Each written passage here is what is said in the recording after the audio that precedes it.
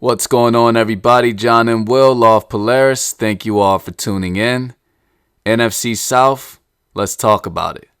Title of this video is Redemption, because when you look at it, that's the theme for these four teams. The Saints, the players, the organization, they have not forgotten about that pass interference. So they're going into this season with that weighing heavy on their mind with one goal, and that's to hoist another Lombardi trophy. The Buccaneers, Jameis Winston, this is a make-or-break season. He needs to prove himself to the league. Cam Newton, can he hush the naysayers? He's injury-prone, he's inconsistent. They'll never win a Super Bowl with Cam Newton. And then the Falcons, they were in the Super Bowl 2 years ago. They lost after a collapse, a Super Bowl they definitely should have won, and the collapse seems to have continued. Can they stop the bleeding? Who's going to get their redemption in 2019? So first, let's talk about the Panthers. Now, last season, we went into week 1 hoping we would finally see MVP Cam, 2015 Cam. And for the first 9 weeks, that's exactly what it looked like. The Panthers were 6-2, and Cam was ranked among one of the top quarterbacks in the league at that point. Then came the 6-game losing streak where Cam played awful. The team completely collapsed, and it was only too late that we find out that the nagging shoulder injury Cam sustained in week 8 was way more serious than himself and the Panthers organization let on. The Panthers ended the year with a disappointing 7-9 record. So here we are again. Are we ever going to get MVP Cam again? Or are the injuries and inconsistencies going to be the story of his career? When you look at it, he has the weapons. I was someone who did not like the Christian McCaffrey pick, but I've eaten those words and I've grown to become a huge McCaffrey fan, especially after last season. 1,965 yards from scrimmage. DJ Moore showed flashes last year in his rookie season. He's going to be a force to be reckoned with. Dynamic is the best word I can use to describe this offense. They can kill you with the run, they can kill you with the short pass, and if Cam is 100%, they can even kill you with the deep ball. Their defense is going to do its thing. They have the best defense in the division. Bringing over Gerald McCoy was huge. The veteran Bruce Irvin was huge. The 16th overall pick, Brian Burns, is going to be dangerous. But the Panthers are going to go where Cam Newton goes. And with a Cam that's 100%, sky's the limit. But with a Cam that can't stay in a game, not just physically, but emotionally and mentally, that's going to lead to yet another disappointing season. Shifting over to the Falcons, the story here with the Falcons really is, what the hell is the defense going to be? And the Falcons were 7-9, but you look at Matt Ryan, threw for almost 5,000 yards. He had the most passing yards of any NFC quarterback. Was 4th in quarterback rating. He was tied for 3rd in touchdowns thrown. It was that defense. 28th in yards allowed, 25th in points allowed, 31st in third down conversions, and it was a far drop off from where they were in 2017. Now the Falcons, they were destroyed by the injury bug. Ricardo Allen and Keanu O'Neal basically missed the entire season. Vic Beasley and Takk McKinley, they missed about half the season. So you had some pretty significant injuries on that defense. So coming into 2019, I'm not so worried about where the Falcons are going to be offensively. Matty Ice is Matty Ice. He'll put up the numbers. Julio Jones, arguably the best receiver in the league. I think Calvin Ridley is on his way to being elite. Can the defense do its job? Or are the Falcons going to have to score 30 or 40 points a game?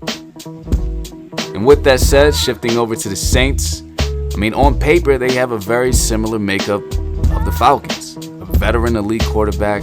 Drew Brees had an amazing season last year, 35 touchdowns to 5 interceptions, just under 4,000 yards. One of the most dangerous dual threats in the league, Alvin Kamara. And now, the highest paid and well-deserved wide receiver, Michael Thomas. But just like the Falcons, the Saints literally had to score 30 to 40 points almost every game to win it. In fact, there were only 2 games last season that they scored under 20 points, and they lost both of them. And that wasn't due to injury, it was due to the gaping holes on that Saints defense. And Cameron Jordan is a top 10 player in his position. Marshawn Lattimore, one of the best shutdown corners in the league. It's just the supporting cast shows up one game and is completely nowhere to be found the next.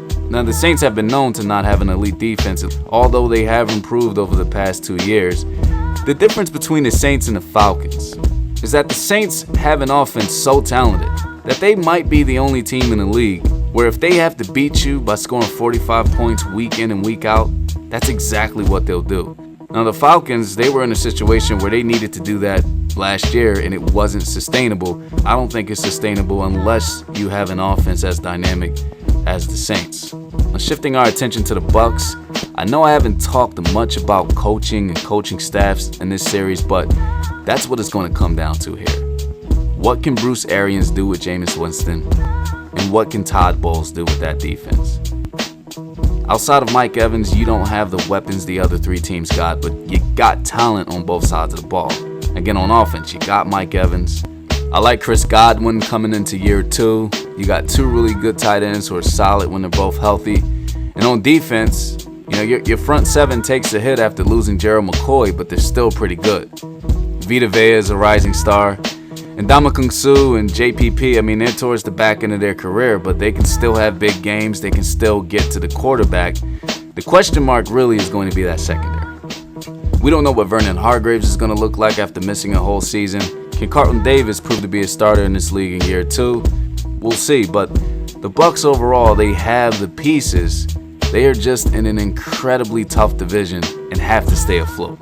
So here's how I see it going, and by the way, I hate predicting the AFC South. I actually usually skip predicting them overall because it could easily go either way, except the Bucs. Let's be honest here, but a Cam, that's 100%. A Falcons team with at least a good defense. The Saints just doing what they do. I'm never surprised if it goes either way. AFC South is one of my favorite divisions to watch, but one of the most frustrating to try to predict because you just don't know. You think about 2017 when we went into December, those last 4 games, the battles between the Saints, the Panthers, and the Falcons, that literally shifted how the playoffs were seeded. But with that said, here's what my gut's telling me, here's how I have it. Listen, I don't think we'll ever see MVP Cam again. I think he's always going to be Super Cam one game and what the hell was that the next game.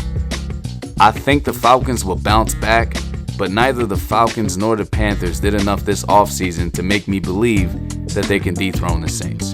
So that's how I have it. I have the Saints repeating as NFC South champs. I got the Falcons coming in as a close second, Panthers coming in 3rd place. And listen, I would not be surprised if all 3 of those teams are actually in the playoffs. And then I got the Bucs in the basement. They just don't have enough to compete with the other 3 teams. I think if they were in a different division, they could probably compete to be number 2. I don't see them as number 1 in any division, but if you throw them in an AFC East or an NFC West, could they fight for that second spot? Sure. Not in the NFC South. Anyway, that's how I have it. Let me know what you think. Let me know how you have it ordered. If you like this video, please comment, like, share it, and most definitely subscribe. See you on the other side.